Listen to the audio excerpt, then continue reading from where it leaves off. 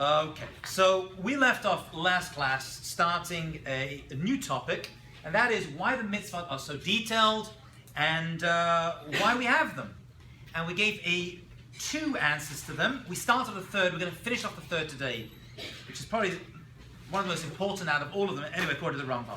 The first we said was the word mitzvah is tzavta, which is to connect, to bond. It makes a bond between us and Hashem, between us and each other, and us and ourselves. That was answer number one. That was A. Two, we said it was to be like God, emulating God. Right? Hashem has certain attributes. Hashem walks, and we want to walk in God's ways. How do we do that? How we manifest that connection? We said that is by doing mitzvot. Today, we're going to start to talk about, or continue talking about rather, the third one, which is character development in order to improve ourselves. And we started last class when we discussed the Rambam at the top of page 11. Let's do the Rambam. It's a short Rambam, but it's a really good, juicy one. So let us do it together one more time, and then we'll look at a very famous chinuch. Who that was, we'll discover in a few moments. Says the Rambam, V'chol elu advarim, this entire Torah that we were given. Kedei, what are these words for? What are these mitzvot for? Kedei lechafetz Yisrael, they're there to help you to overcome your yetzer, ulataken dosav, and to fix up your attributes, your inclinations, to correct your traits. V'rov dinei Torah, and by the way, says the Rambam, the vast majority of the Torah, this whole Jewish thing, whatever the mitzvah is, even if you can't see it in the action itself, it's there, it's dormant inside the mitzvah. All the mitzvot, einan elo atzot, they are eitzot, they are recommendations, instructions, mirachach megadol, from the great advisor, that's God, ha'etzah letaken deyot l'sheh kol ma'asim, to improve us. Every mitzvah is there, ultimately, to make you into a better person. Okay, that's the wrong mention last class. I want to look at a chinuch. Those who've done my classes before know that I'm a big fan of the Sefer Chinuch. What's unusual about this book is that we're not too sure who wrote it. We know roughly when he wrote it. He was a Rishon. And we know why he wrote it. Because he had a young son who he saw on Shabbat was, messing around. So for his bar mitzvah, I believe, he wrote him a book. Isn't that nice? What a great bar mitzvah gift from a father, from a parent to a child. Right? Didn't make him a big fancy party with a big dance floor and a big band. He said, I'm going to write you a book for your bar mitzvah. Actually, I know people that do a similar thing, actually. I'm going to write you a book. And in this book, I'm going to write the reasons for all the mitzvot. Which is a very brave thing to do. Not many rabbis, even the Rishonim, are so adept at even trying to achieve that. And reason for every mitzvah. He calls it the shoresh mitzvah, the root. Sometimes the tameh mitzvot, which literally means the taste of the mitzvot. Okay? And he writes it. He writes the reason. So what he does was the book is divided into 5 books, which is based on the 5 books of the Torah. And he literally lists the mitzvot into 6. So the book is divided into 5 sections and into 613 parts. Because he gets to every mitzvah, he stops, he describes it to you, and he gives an explanation for it. In our generation, this book has come very much into fashion, right? Because we need reasons for things. I always say, our grandparents just did it because, hey, that's what grandparents do, They do the Jewish thing. But our generation, we are into the how, but we're more into the why. So the chinuch is very into the why of things. While he's writing this book, he gets to mitzvah 16. Now, I'm not going to tell you. You're going to guess in a few moments where we are when we get to mitzvah 16 out of 613 mitzvah. He stops and he makes a little side comment. A very short paragraph, which we are going to cut and paste into our topic of mitzvot. And we're going to tie it onto the Rambam we just read. And he gives a very famous treatise. I'll get your pens out if you have those highlighter pens, because we are going to look at a very famous statement that he's going to begin with. And we're on page 11. Follow inside. Don't look at me, look in your books. And this is a very central piece, a very beautiful piece, and quite astonishing, actually. And he says like this: Ki ha'adam, you should know something about people. Nifal kafi polatav. A person is influenced. Adam nifal. a person is influenced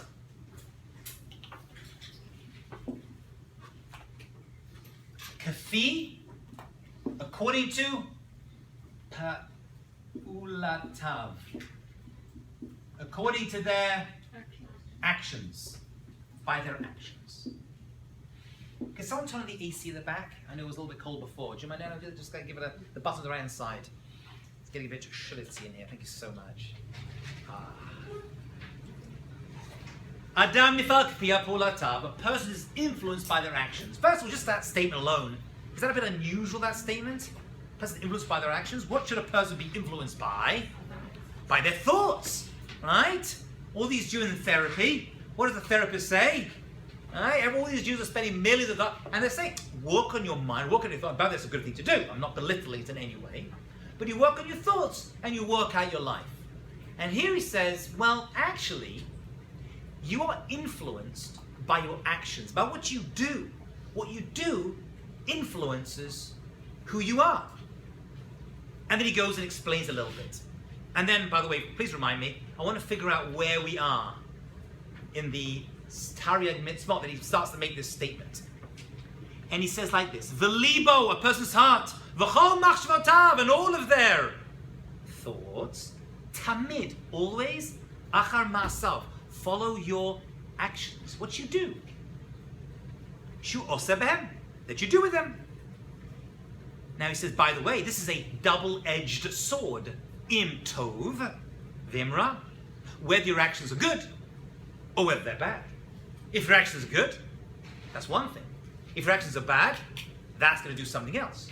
But either way, good or bad, what you do is going to influence who you are. Adam nifal k'fi pa'ulatav. Follow, this is amazing. Ve'afilu rasha gamor, says the Sefer Chinuch, you got a person who's really bad. Really bad. Gamor, if there is such a person. You're not one of those people, by the way, I just want to be very clear with you. Seems like a very nice lady. Yes? Then how do you get out of the cycle? Watch carefully. He's going to do that for you. It's the exact question he's going to look at right now, my darling. Rasha Gamor, bil vavo in his heart. A person's really bad now, just a nasty person. V'chol yetzem machshavot libo rak oliyom. And this person, says the Chinuch, thinks to themselves all day, how can I be really mean and nasty? How can I hurt people? How can I steal from them? How can I cheat from them? Ever met such a person before? Im yareh, watch this very carefully. Im yareh rucho, if they have a little awakening in their spirit, v'yasim hishtadlotav, and they change their efforts, hishtadlot, they start a little bit of hishtadlot, v'aska bat madot b'torah mitzvot, and they say, you know what? I'm going to start learning Torah. I'm going to start doing mitzvot. V'afilu, here's an interesting caveat. V'afilu, even if they start doing something shelo l'shem shemayim, they don't do it for the right motivations. They decide they want to give charity.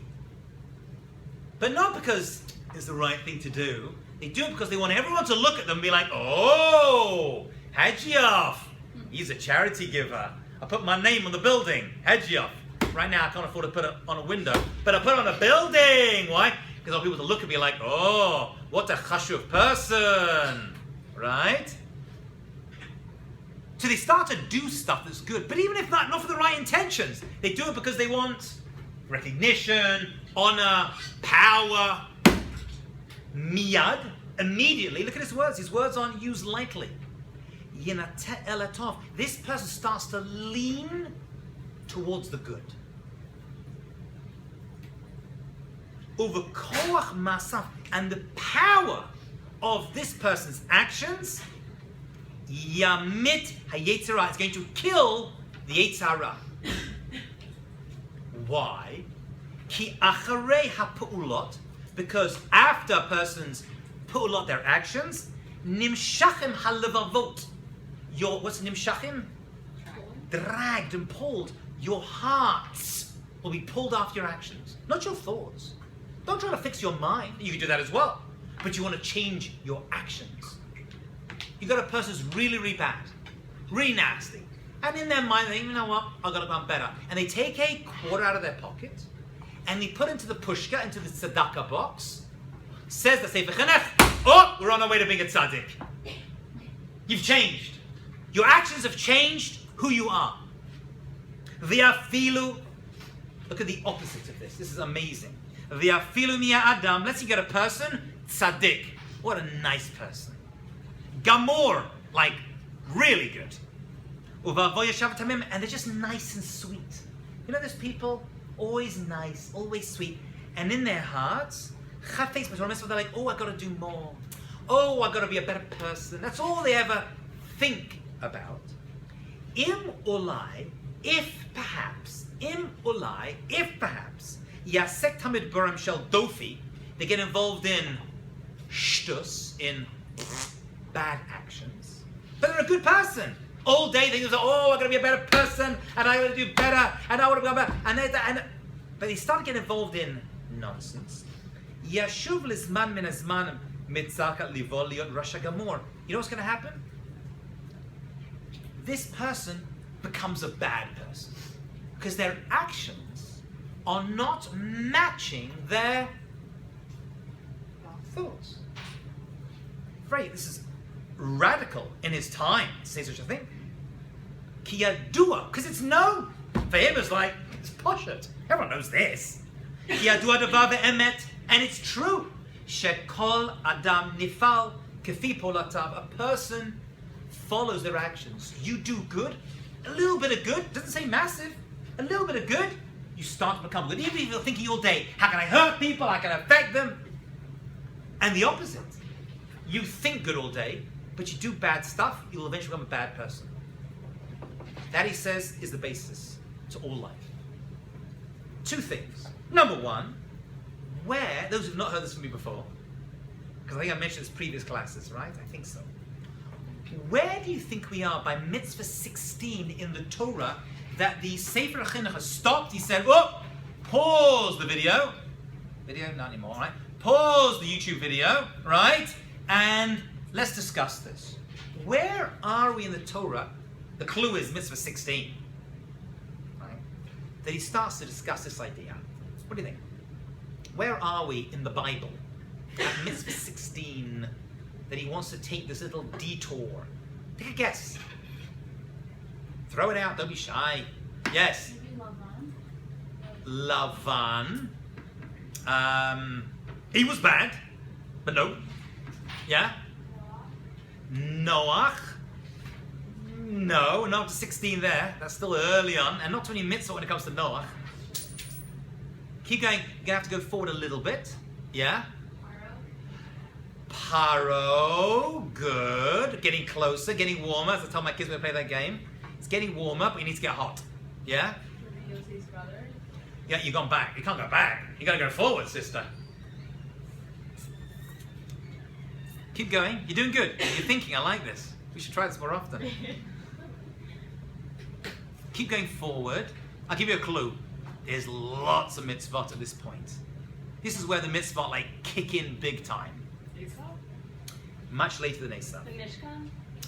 Yeah, take it easy there. Put your brakes on. You go back up. Beep, beep, beep, beep. Go back. Egel is a little bit after this. Yeah? Good answer. Matan Torah. The answer to everything is Matan Torah. Actually, not in this case, no. It's funny that, right? But if I'm going to ask you that question, say Matan Torah, you're like 95% of the chance there. Interesting, this is not the answer over there. No mitzvah about Kedei Yitzchak. Yitzias Mitzrayim, yeah, Pesach. The laws of Pesach. We have so many mitzvahs, right? And it occurs when we have Yitzias Mitzrayim, right? Pesach, you got all these things you should do, right? You got to eat the matzah, you got to do the maror, right? You got to read the Haggadah, and stuff you can't do, no chametz. Why do you think he gives this little diatribe when he discusses the mitzvot of Pesach? Why does the chinuch say stop, pause? Because I'm going to have to help you over here. There weren't mitzvot before. This is number 16, right? We had Brit Milah before. We had Puravu, according to many opinions, right? Why does he stop him and say, "Oh, wait a minute! I got to tell you something. A person's influenced by their actions." The answer is in the question. What is it about Pesach? Is what we're saying. That you need this information. Yeah. Maybe the blood on the door, like they were afraid that You're getting too deep. Forget about the blood on the door. That is part of the mitzvah. But you're getting too deep. Just on the surface. What are you doing at Pesach time? When you eat the matzah, it's just the action. True, there's lots of actions. All the mitzvot involve actions. But on a basic level, just go very simple. What is your life like on Erev Pesach and on Pesach Seder night? We're discussing the story of the Torah. Yes, that's one of the mitzvahs. It's a mitzvah doraita. Yes. So what are you doing? You're discussing where you came from. What is your life like? You're not helping your mothers and fathers enough. What is your house like Erev Pesach? Is it calm and comfortable? It is crazy, chaotic. You're doing stuff. Cleaning the house, getting rid of the chametz, right? Your kids are dragging it around, right? Everyone's running around, and you're going to buy the matzah. I hope it's not broken. You're buying the wine and the abakosos and inviting all the family. And you're being mevatel chametz, and you're burning the chametz, and then just then when everything's calmed down, like, okay, say the night. 7 mitzvot. Here it's face like, oh my goodness, right? We got the rices, we have the rabbanans, and we're leaning. What would a person actually say? Oh my goodness, this is crazy. I'm doing so much. Didn't happen before. Stop. All these actions you see by Pesach and all of actions in the entire Torah, because Pesach is going to represent, actually Pesach begins it all. Don't worry. These actions are for something.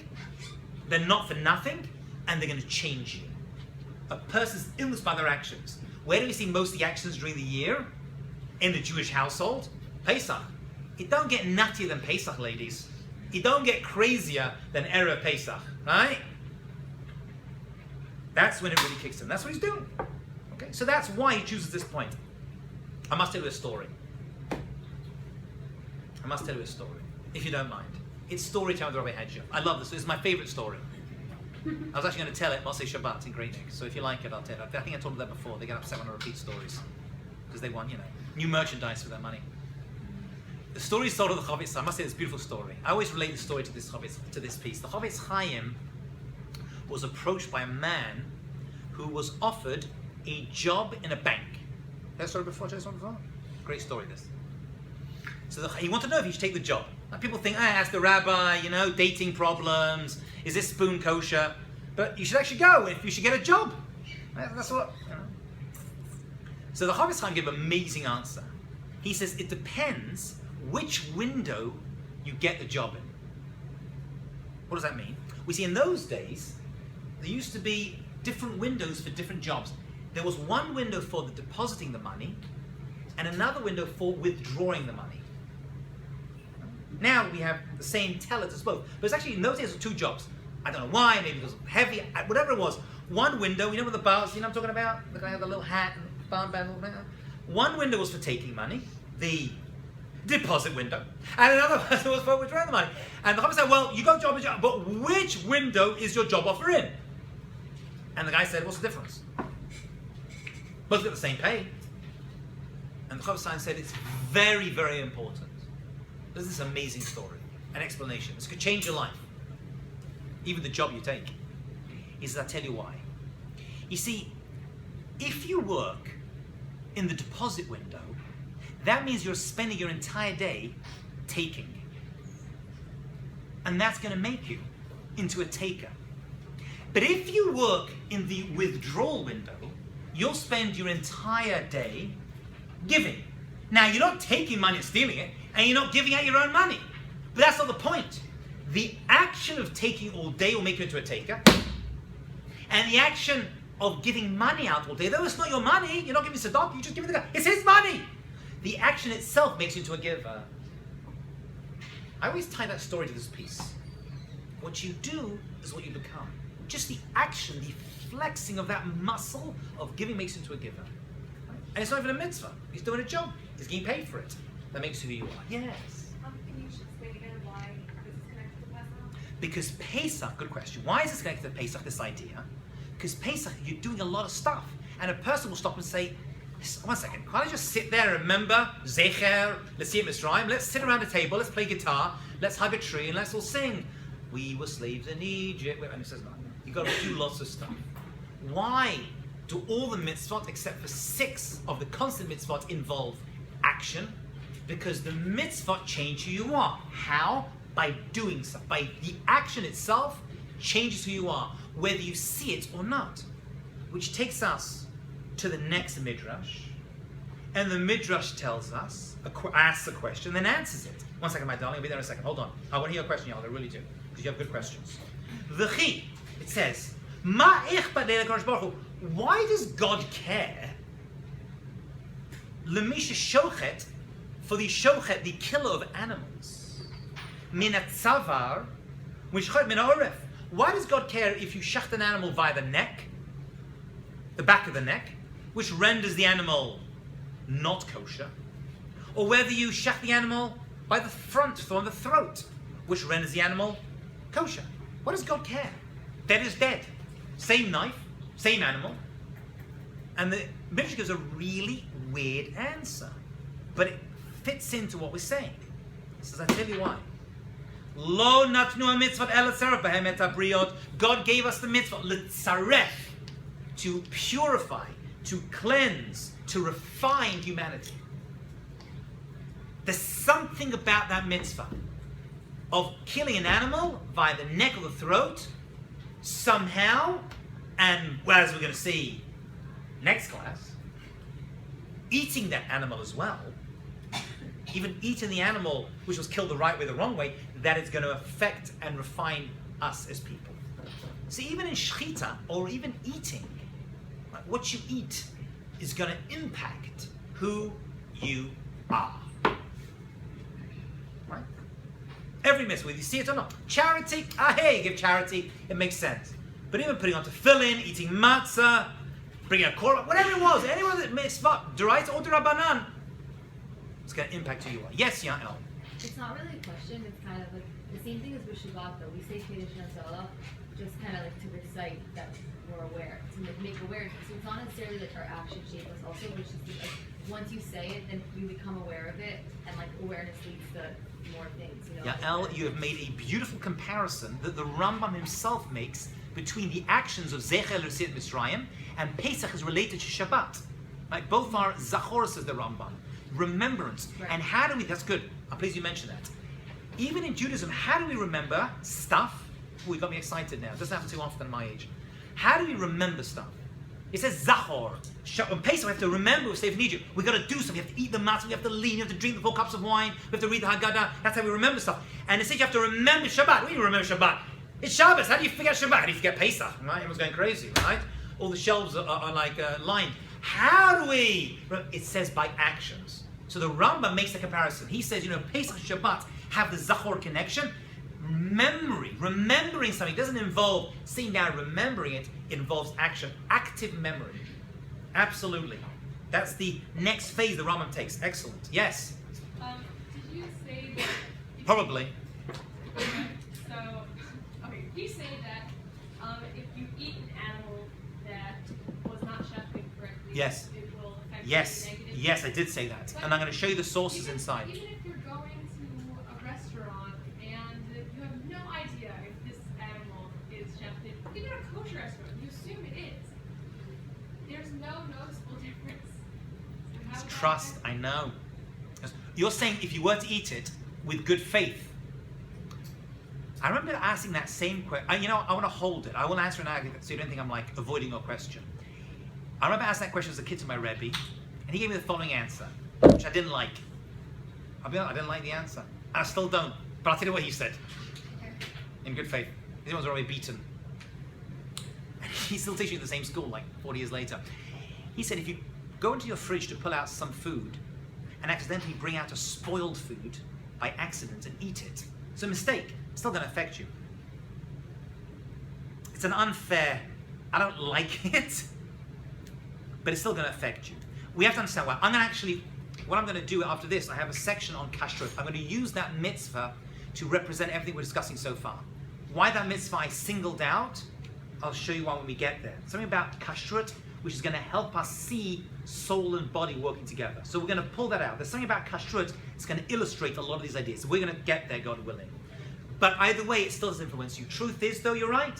You're putting trust in the cook, in the mashgiach, and all the rest of it. But mistakes are made. It still may influence you negatively. And I'll even tell you stories when we get there if you remind me.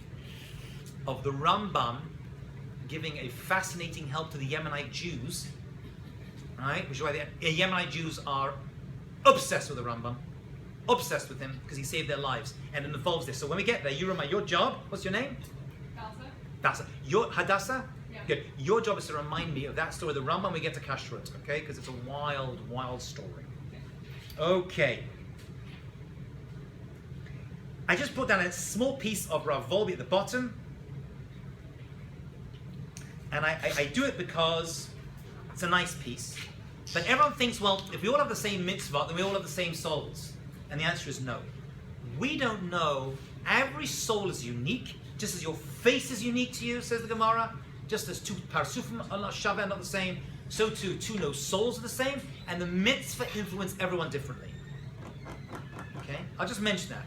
Because everyone's thinking, well, we all have the same mitzvot, and therefore we all have the same souls. It's not true.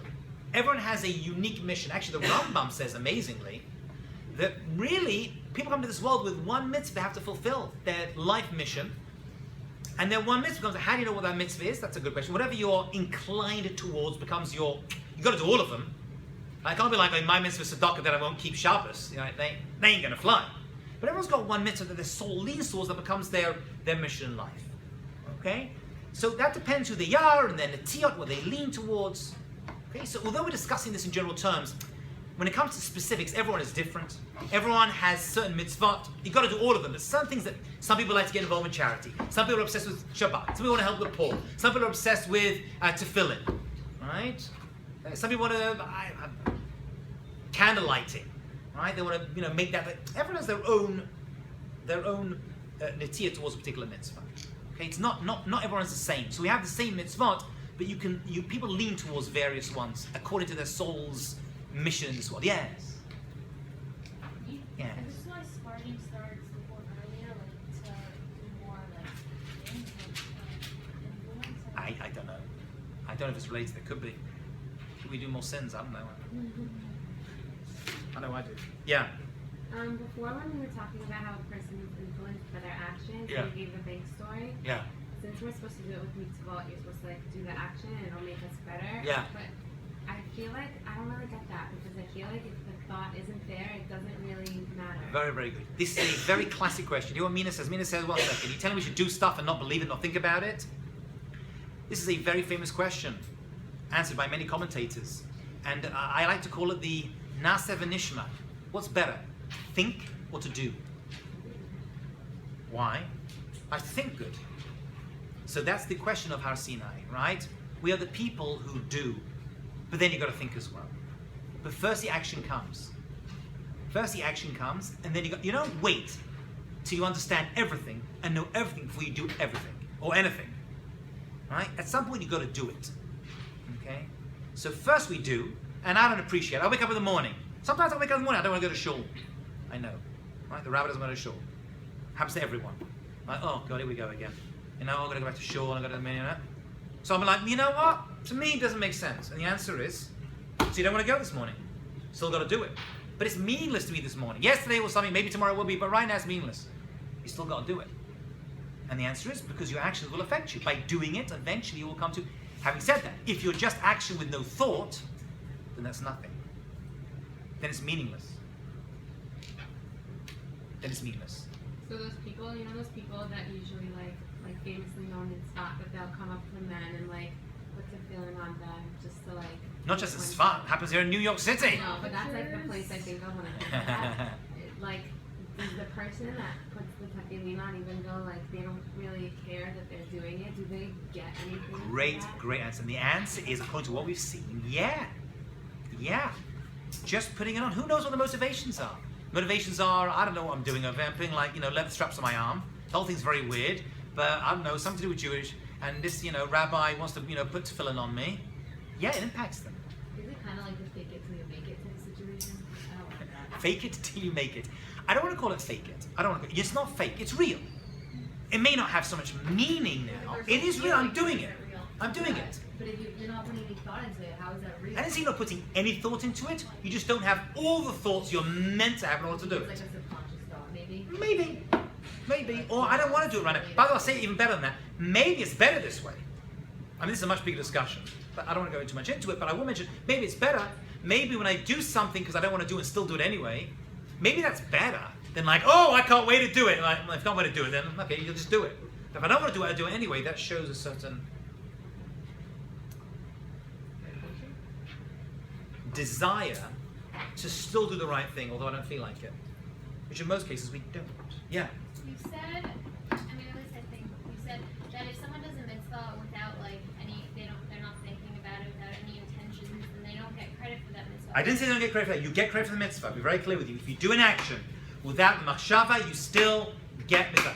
As much reward? Don't know. Depends on the person. What would you not get then? Well, You may not be getting what you should be in a full sense, but who says mitzvah 100%? Maybe they're 20%. No, Maybe doing it without wanting to do it gives you 100. Who knows? I don't know how it works. No, the reason I'm asking is because you said that someone who does like gives tzedakah with bad intentions, They still get mitzvah for it. If you give $1 million to Stone College for Women to have your name on the wall, so that everyone looks at you and sees like, oh, wow, look at this person, right, Joe Cohen, who gave $1 million. First of all, why you will still take the money? I just put that as a side, right? You ain't gonna be like, oh no, our motives are not. What do we say? Great. Actually, we say put your name on the wall, so other people see it and want to give as well. That's why we put names on walls. That's why it's okay to put a name on the wall. I know when I was at college, we're like, well, it's so fake, right? So hypocritical, put your name on walls. And actually, the answer is no. It's going to motivate other people to do it. It's actually a good thing. And even though the motivations are shallow, they still give $1 million. It's still their money. They could have spent it on, I don't know, in a casino. I don't know. Could have given it towards nonsense. They get a reward for that. it's not considered as good as someone who gives like. Maybe not. The Rambam, right? The Rambam lists different levels of mitzvot, and the greatest one is anonymously, right? Best one to give a loan, and because the people know you're giving to, it made it still great. Give $1 million to charity. Give $10 to charity. That's your hard-earned money. That's amazing. That's still going to influence you. Okay, will it influence a person as much if they went in like, boy, I want to give the money over? I don't know.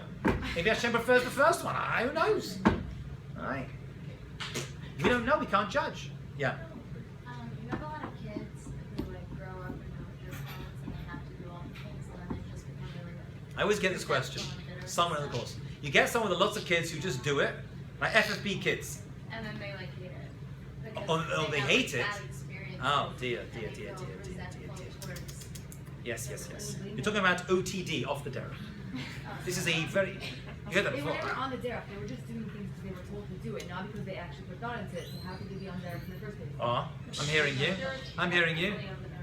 Yeah. Well, let me just deal with this over Either here. way though, like the actions I'm saying. The actions they do. I'll be honest with you. I don't want to get. This is a whole topic in and of itself. I don't want to get into the OTD reality. I'm going to come to you in a bit now. I'll come to you in a second. Bring one second.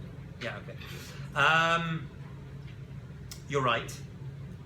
This is a big area of concern among the Jewish people today. Right. What we call now, we've got a certain term, kiruv krovim, doing kiruv on those who are close. Okay. Why kids go off is a whole topic we'll leave to another time. I've read books on it. Such a Stern. I read a whole book on it, actually. Stern student. She wasn't my student, but she was here at Stern and read a whole book on it. Persian girl, actually. You know the guy? Farah Nak, I think her name is. There's a lot written on it. This is a big job. In short, I will still say, when it comes to kids, as you will see, God willing, they still got to do it. If my kid turns around and says, I don't keep Shabbos this week, you'd be like, I hear. We can talk about it, but you still got to do it. Just like if my kid says, I don't want to be honest, I want to steal people's money. You'd be like, okay, you have that desire, I hear. You still can't steal. Right? The action still takes me. And when it comes to kids, they don't understand. You give, when you do matzah, and you eat the mitzvah of matzah, the neshama, and the mitzvah. Right? What do you say to the kid? You're like, this is what your great-great-grandparents ate in Egypt, right? The stupid son, right? And you got a big mouth. Put this in your mouth and love Hashem. All right, what are you going to do? Get to the deep thing of it? You got to do it. That's just how you got to teach kids. I'm sorry to be so, and I have kids, right? I want my kids to be excited about Judaism, and they come home, and it kills me. They're like, oh my goodness, I'm learning Torah, and it's so boring, the Chumash is so boring, and I've been like, oh, but it's Hashem's Chumash. They're going to say it to you, and stuff that you learn, and the answer is, hey, you still got to do it. No, I'm saying like when they get older, sometimes it drives them the other way. It could do. That is more to do with how they were taught and what they saw in their homes. And could be other things as well. It could be social things. It could be something they heard, something they read. It could be a number of things. It could be they're socially outside of the circle. Right? There's many, many reasons, other reasons. But it doesn't take away from the central truth, which we're discussing over here. Okay, Yael, you got 2 points. I'll give you one, sister, because we got to go. We got to get Okay, moving. no, when I learned Kibbutz Avayim, I learned that if you are gonna do it with like a bad face or a bad attitude, like it's better not to do it at all. So, like, better not to do the action at all than to have like a bad attitude towards it. I'm not aware of that. Like, You very heard black, that? it was very like black and white. Find me a source on that. I've never heard that thing as I well. don't think- It's definitely better to do it with the smiling face, Yeah. but you still got to do it. I still, when my kids, clean up the room, they can complain a lot, but it's better they still clean up the room rather than not do it at all. So it could be I'm not aware of that source. It could be that it says that somewhere. But even Kibbutz Avayim, which by the way is the most difficult of all the mitzvot. Believe me, take 1,000 Yom Kippurs, right, and one day of real Kibbutz Avayim, crazy difficult. Crazy difficult, especially when you're dealing with crazy parents. Okay, let's go to page 12. Let's continue our discussion. There is a famous midrash. I thought it was a Gemara, but I couldn't find it in the Gemara, so I think it's only a midrash. But I think most of you may have heard of this before. And the midrash tells us about a conversation between Rabbi Akiva, the great scholar, and Turnus Rufus, the evil Roman general. And they go into a conversation. And it happened, Maaseh, Shishal Turnus Rufus Harasha, Turnus Rufus, the evil one, asked at Rabbi Akiva, Ezu Masim Nam Shel HaKadosh Baruch Hu, or Shel Bnei Adam? What's better? Are the actions of God better, or are the actions of people better? It's a weird question, but that was the question that he asked him. Amalei Shel Bnei Adam Naim. You know what's better? The actions of people. People are better than God. Weird answer from Rabbi Akiva, right? So he says, Amalei Turnus Rufus, Harei, Hashmayim va'aretz, Shechol Adam la'asok yod ben. What do you mean? What do you mean the actions of people are better than God? Can people make heavens and earth? Turnus Rufus is asking good. Rabbi Akiva says, nah, you can't do that. Right? No. Amalei Rabbi Akiva, lo tamar li d'vadavar. Don't give me something, shula mala min abriya, which people can't do, above people's capabilities. She'ein sholten alav, that we aren't able to do. Ela mo d'varim she'em mitzuyim b'bnei adam. Give me something that people can do and God can do, and then we can compare them. Yeah? Hear what he says to him? You get it? Amalei, fine. Says Turnus Rufus. Lama tembolin, why do you give a circumcision to a baby boy? Why do you circumcise babies? Amalei, Rabbi Akiva said to him, I knew from the beginning of our conversation that's the point you were getting at. How he knew? He figured it out. And we know the Romans were against, just like their Greek predecessors weren't into circumcision. Right? They saw the body as perfect. They didn't like this circumcision, which is one of the reasons that they forbade, like the Greeks before them, circumcisions on babies, because they thought the human body, the form was perfect. That's a discussion when we get to Chanukah. Ulekach, that is why Higdamti, says Rabbi Akiva, I started to say beforehand, and I said, that people's actions are better than God's actions. I knew our discussion was going to be about Brit Milah, and Brit Milah is going to show us, because you're against it, and I'm for it, that people's actions are better than God's actions.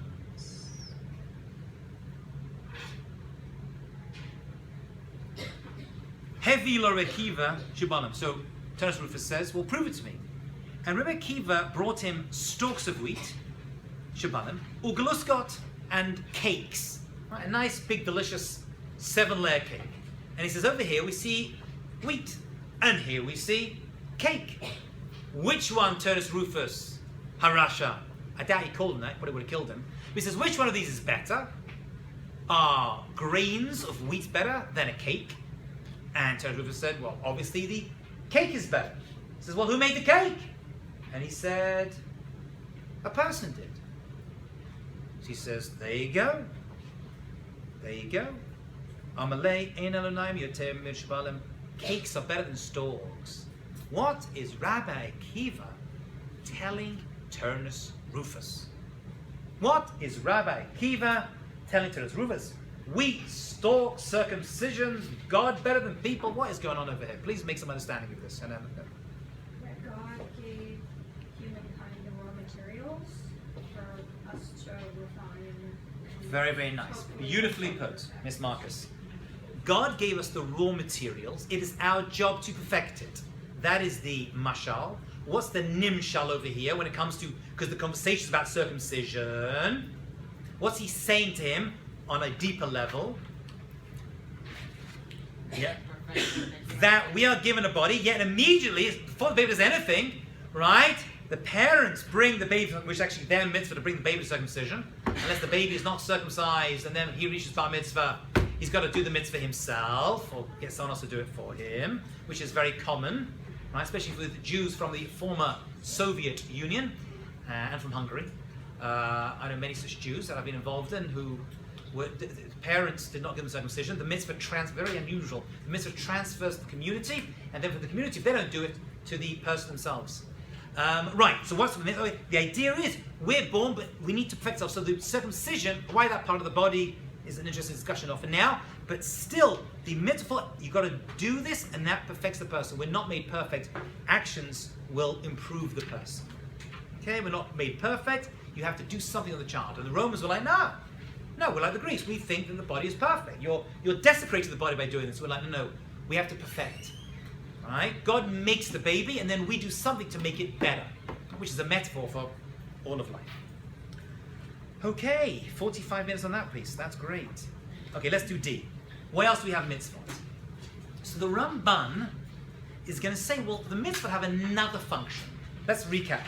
Number 1, mitzvah tzavta, make a relationship with God. Number 2, help us become like God, emulate God. Number 3, character development. Number 4, where we are right now, is the mitzvot assist us in strengthening our emunah, our faith and belief in God. Let's look at this Ramban inside. It's a central and key Ramban. And he says like this. You'll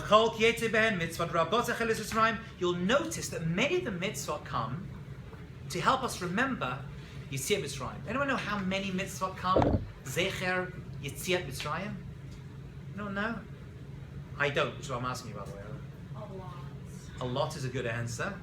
So the ones that I even know, I mean, at least 35. Right? You got Shabbat. You got all the mitzvot of Pesach. You got Mezuzah. You got Tefillin, which he's discussing over here, actually.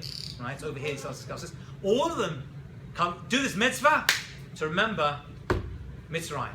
Why? Why do we tie Pesach and the events of Pesach into other mitzvot? So he's going to give an answer to this. And he says, I'll tell you why.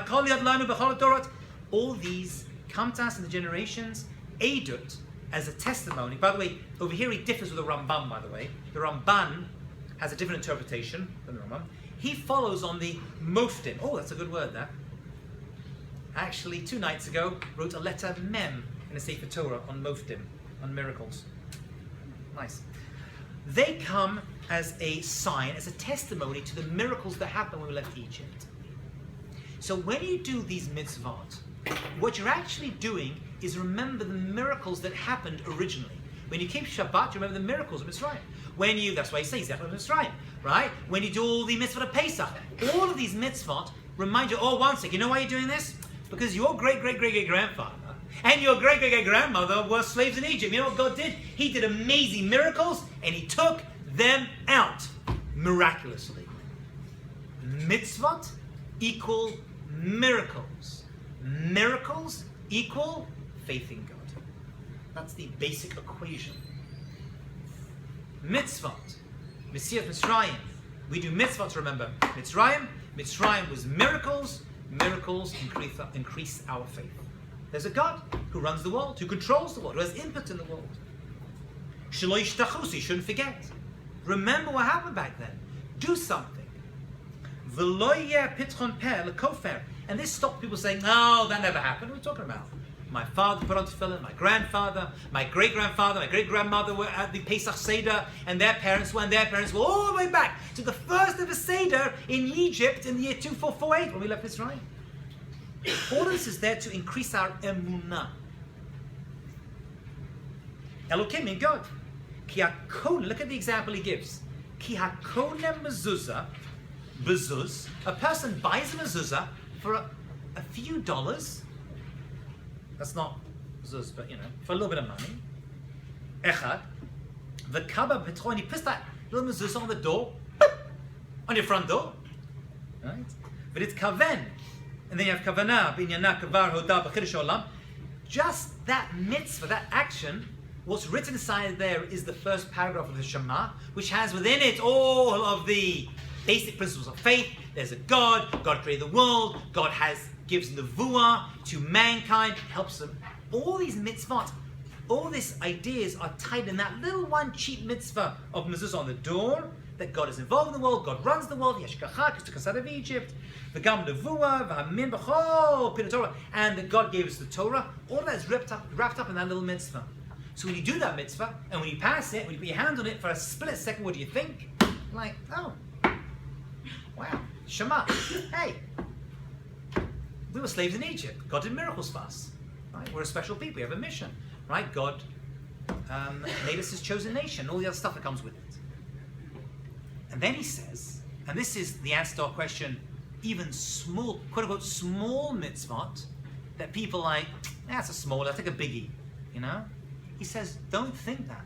Even a small mitzvah that costs a couple of dollars, you stick on your door once and you fulfill the mitzvah by having it on the door, because even those mitzvot, you should be very careful with. Lefikach amru, as it says in Pirkei Avot, have zahir b'mitzvah kala kavachamura. Be as careful with an easy mitzvah, a light mitzvah than a heavy one. Shekol hachamuda v'chivad mod, because God considers all mitzvah, even the small ones, the ones that we are ekev, that we crush and we put aside, right? Even those small ones are chavim, they're very special. You don't know how special that mitzvah is. Shebachol shaj adam modeh behen elokav, because by even the small mitzvah, you're putting faith in God. It could be a small thing you do. Don't say, oh, I saved a life, as opposed to putting a mezuzah on the door. Hey, ain't no mistake. You don't know what that mitzvah, the reward that comes to that any mitzvah, even if it's quote unquote small. The kavanah kol mitzvah, and the reason for all the mitzvah, he says, this is the Ramban, very famous Ramban, shina min belokeinu v'noda lav shu borenu, that God is our God, and he created us, and we have to serve him. Mitzvah equals faith and connection to God. Emunah. Yes? Does that mean that all mitzvot are equally important? The answer is they're not. We don't know which are more important, objectively or subjectively. Meaning, objectively, we say Shabbat is shkula kol mitzvah Shabbat Torah, equal to other mitzvot. Okay, that's objective. But subjectively, me keeping Shabbat and a person who doesn't keep Shabbat keeps the first half of Shabbat, they may get more reward for it. Doing the same, making the same kiddush, same challah, same Havdalah, but they get, hey, we did the same thing, what's up with that? And the answer is, subjectively, them keeping Shabbat is much harder than me. So objectively, Shabbat's greater for everyone. But subjectively, we don't know. It could be that little kid that keeps Shabbat for the first time in their 20s, right? Gets more reward for it. Because it's subjective reality as well. We don't know. That's why we cannot figure out. That's why the reward for the mitzvah is not in the Torah. The punishment is, but not the reward. Because there is no one reward. Depends who you are, where you come from, what your background is. Right? Some kid comes from, I don't know, Tennessee. Not put it down Tennessee. Right? Got in the middle of Yehupitzville, which is a suburb of Tennessee. Right? And they're like, I want to stop eating McDonald's. I want to start, right? I want to give up shrimp, but I won't give. Hey, who knows? That could be big for them. Much bigger than me avoiding McDonald's. Because I don't desire to go to McDonald's. Right? Okay, so that's the Ramban's treatise. Well, we're finishing off today. Let's on the way now. Okay. So the Hashem commanded us to all these statutes, says the Torah. So we fear Hashem, and that's what keeps us alive. Right? So it says in Devarim, Yatzvenu Hashem lasot kol hachukim ha'eleh liyirat Hashem Elokeinu letov lanu. They're good for us. L'chayosenu, they give us life in Olam Hazeh and life in Olam Haba. finally, part E, we do mitzvot because we get reward for doing them.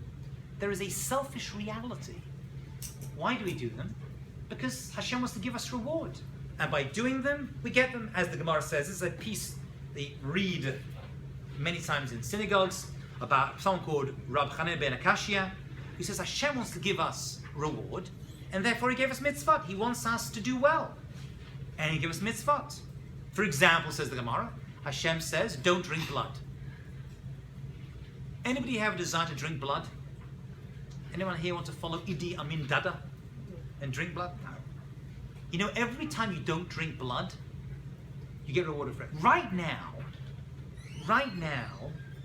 Sarah Cousins, you're being rewarded for not walking outside and killing people on the street. Do you have any desire to kill people on the street?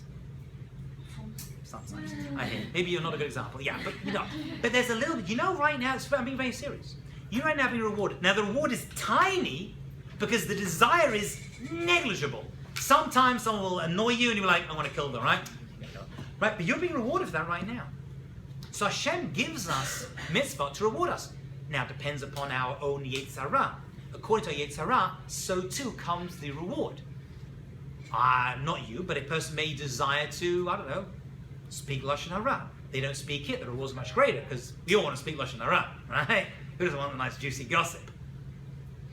And you get rewarded for it. Right now, all of you are being rewarded for not drinking blood. You don't desire it? Here. There's a little bit of you, very small, that actually wants to drink blood. It's negligible. You're getting a reward for it. A small reward. You're still rewarded for it. Right? And much higher, right? Speaking Lashon Hara, doing the wrong thing. That's the way it is. That's why it says Rav Chaim Volozhin that reward in the Olam Haba is the result of the actions of the person themselves. Right? You can only get the reward in the next world because I don't know. We don't understand the reward for mitzvah. Right? It's dependent on who you are, what your desires are, what your Yetzirah makes you want to do. Everyone has their own Yetzirah. Some have Yetzirah for this, some have Yetzirah for that, some have Yetzirah for everything. Right? So you can't understand what that reward is going to be because it's different for everyone.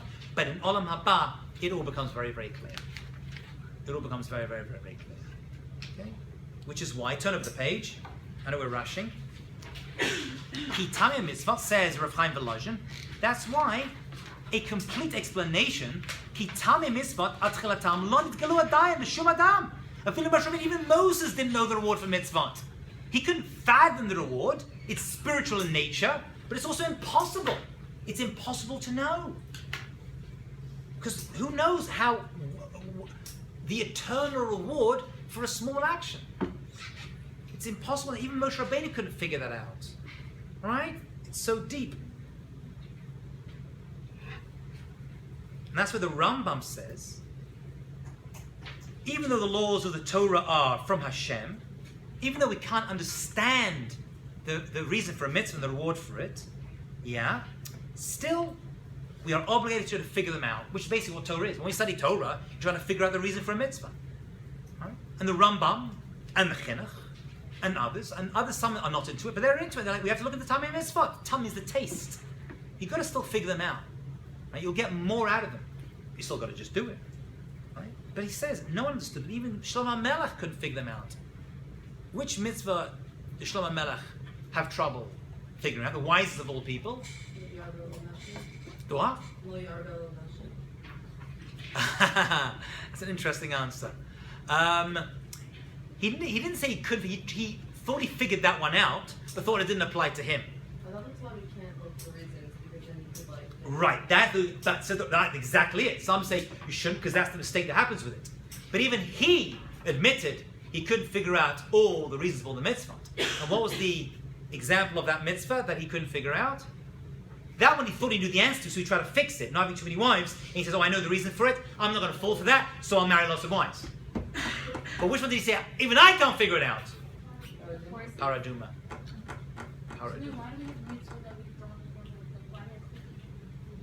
We still get rewarded for them. There are mitzvahs. So let's just, you know what, we're going to... Wait, so we don't know the reasons, we won't know the reasons, but we're supposed to try to figure out the reasons. So he's saying like this. He's saying, we're going to see that there are different types of mitzvahs. Some mitzvahs, we know the reason for. right? Giving charity. Someone needs money. You get it. Even that you don't fully understand, but you understand it. Some mitzvot you kind of get, and some mitzvot you got no clue. No clue. Let's divide these up, and we'll finish with this. Give me 5 more minutes, we'll be done, I promise you. Okay, no. And this is the division we're going to put them in. Some mitzvot, you got no clue, and they are called chukim. Right? The chukim was called these statutes. When I was a kid, I thought it means statues. It doesn't mean that. It means this is the law, it's a chok, it's given, and there's nothing you can do about it. Try to figure it out, you're going to get it. For example, shout it out. Paraduma. Yeah? Shatnez, very good. You shouldn't mix wool and linen in the same garment. That's also a chok. Kosher. Kosher, excellent. Yeah, we're going to go into that. Kosher is considered a chok. Okay, then there's other types of mitzvot, which are called mishpatim. That's correct. Now those are justice. Those are things you could have figured out. These you can never figure out. These we could have figured out, like don't steal, no stealing, right? No killing. I guess the common mitzvot, the common sense mitzvot, right? But then you have something in between, which are called the edut, right? The testimonies. And I guess you could really say they're a bit of this and a bit of that. I kind of could have figured it out, right? But I wouldn't have got it totally. Like Shabbos. Yeah, very good. Shabbat. See, Shabbat, I could have figured out I need a day of rest. But that I can't write on it, I can't sew, right? The 39 melachot, I would never have figured that out, right? And these are testimonies to something else, right? Pesach, all the mitzvahs of Pesach over here. So it says Rav Hirsch, which I brought down over here, all mitzvot are going to fall into one of these three. Yeah? All of them are important. The chokim teach us, even the stuff you don't understand, you still have to do. Mishpatim tell us that there is justice, and there are things that you can figure out, but even those are from Hashem. When you don't kill, because Hashem said so, not because, well, killing's bad. Right? That's also from Hashem. That's also mitzvah. And then you have stuff which I wouldn't have figured out, but serves as a testimony to my connection to God Baruch Hu as well. Okay? That's another division of the mitzvot. How would you describe edut? Edot are like Shabbos, right? They testify to something, and they have a certain amount of common sense, but they still have an element of we couldn't have figured it out really. There's a rationale to it, but not to the extent of a mishpat.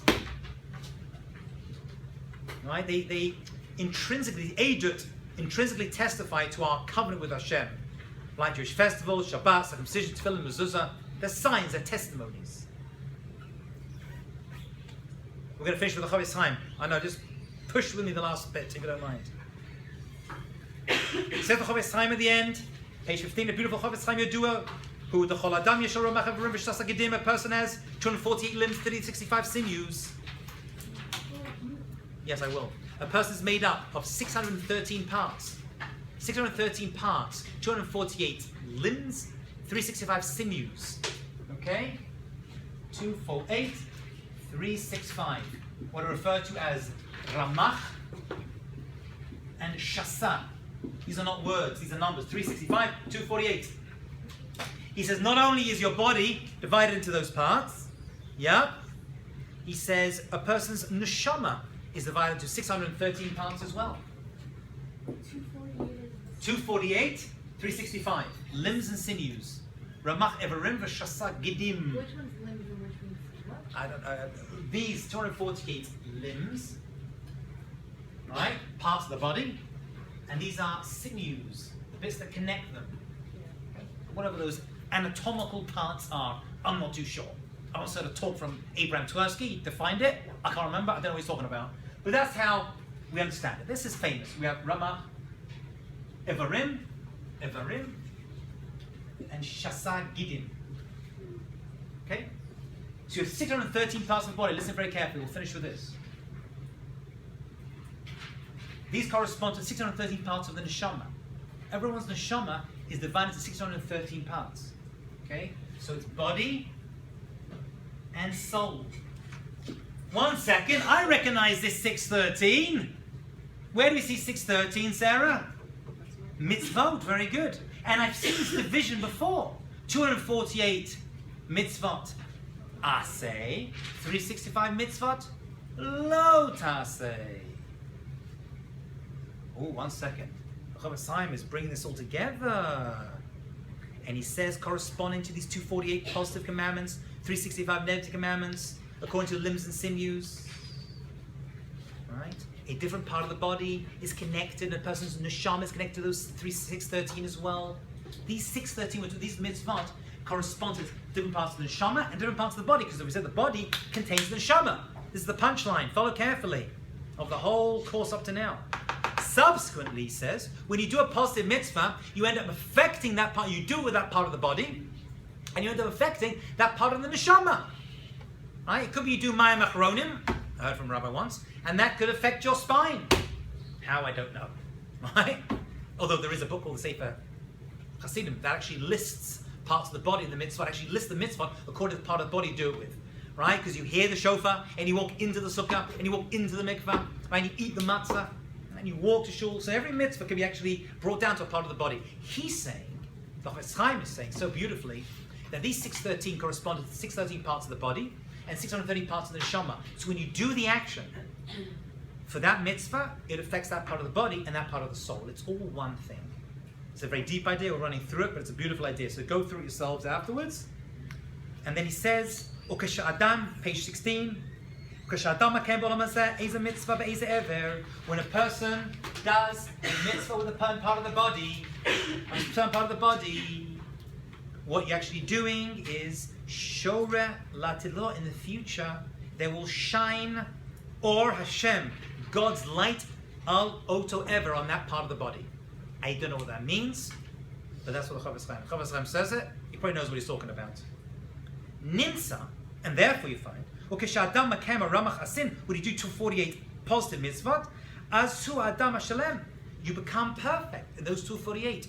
Those 248 parts of your soul, and those 248 parts of your neshama. And so too with the negatives as well. You're affecting that part of your neshama and affecting that part of your body at some part of the future when they come together.